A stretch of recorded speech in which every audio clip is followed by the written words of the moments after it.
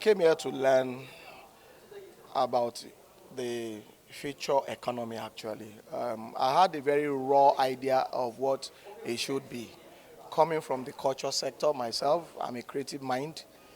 Um, yes, I've listened to some speakers hit the nail on the head. They press the right button, the green ones. And they've challenged our minds, actually, as I sat down and I watched them talk. We talked about government policies on different spheres of life. No, my own sector, which is the culture one, I've said it oftentimes that government has no policies for culture in Nigeria. But then for technology, the economy itself, well, there have been policies, good, bad, the ugly. Some have worked, some have not. Some are still being tried, and some are crippling. All right. And then for the media, obviously, even the blind can see, hear miraculously that the media has grown in Nigeria. It's been unbundled, and we have different types of media these days, from the traditional to the conventional, and then now to the modern.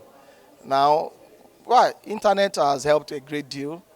Everyone is more or less a media person. Once you have your phone, your cell phone, then you can hit the whole world.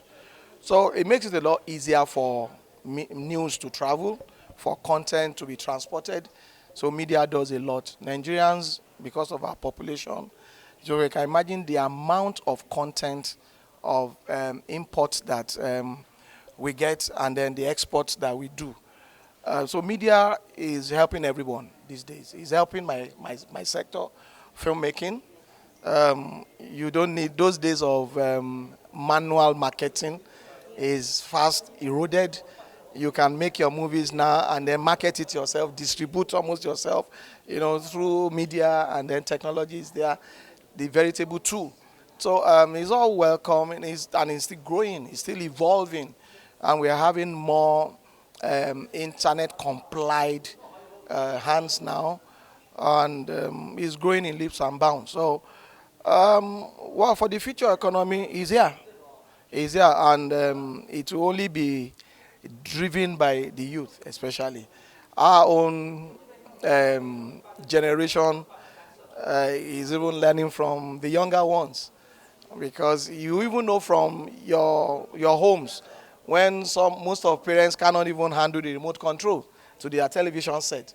They have to go, Junior, we can tune this thing. So it tells you that my generation over 60s will have to open our minds to learning from our children, that we have trained, to learn this technology for the betterment of oneself, for our immediate environment, for our country, and then for the globe.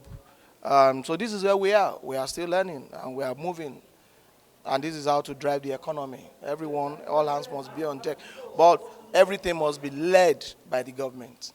Well, I think government is doing our own thing. May not be enough. But I want to give it to the individual Nigerians. Nigerians are no longer waiting for government.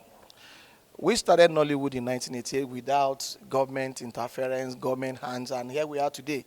It's about the largest employer of labor. Everybody wants to be part of Nollywood.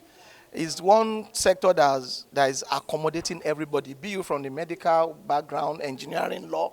If I tell you, most of the practitioners today are not really professionally trained, like from the theater background or filmmaking. You will see some doctors, some lawyers, some architects, economists, all in Nollywood. So it tells you that it's a very large family. So, and it has even helped the economy. We've taken so many of the youth off the streets.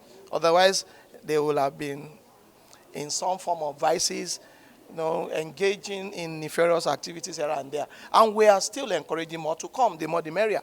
So I will tell you for sure and for free that the youth of Nigeria should be applauded.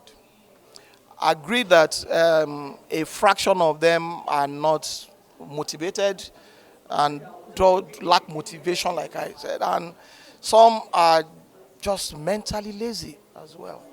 And this idea of crass materialism Everything has to be hinged on money. Yeah, and then the one that I'm so scared of is the erosion of culture has been engineered by the Gen Z. Most of them lack respect for elders, for constituted authority, for royalties, even for the so-called clergy. You need to go on social media to see how some general overseers of churches are dragged. I know some drag me. I'm in my 60s. You see 18-year-old, 19-year-old dragging me. They tell you it's your own time. That was your time. I don't get it. Even when I'm still relevant, they are telling me it's my time. But they can turn around tomorrow to say, hey, Daddy, I like to act. I have talent for acting. But you have said it's my time now. That was my time. So, but seriously, I have youth in my home. I have youth, and I know what they are capable of doing. I know what they do. If I tell you I have a 15-year-old boy that is a multi-instrumentalist, I encourage him to start playing saxophone from age of 5.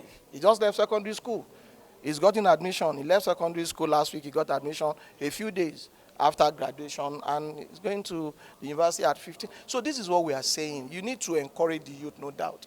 And I've just given you an example of my home because I have youth in my house, and they are doing very well. One is at 19 doing an IT with multi-choice. Sorry, I'm doing advert here. But that is what it is. So anything I say here, I practice at home. I don't have any youth that is laying about in my home around me. I don't encourage it. And so youth of today, Gen Z, don't sleep over on social media.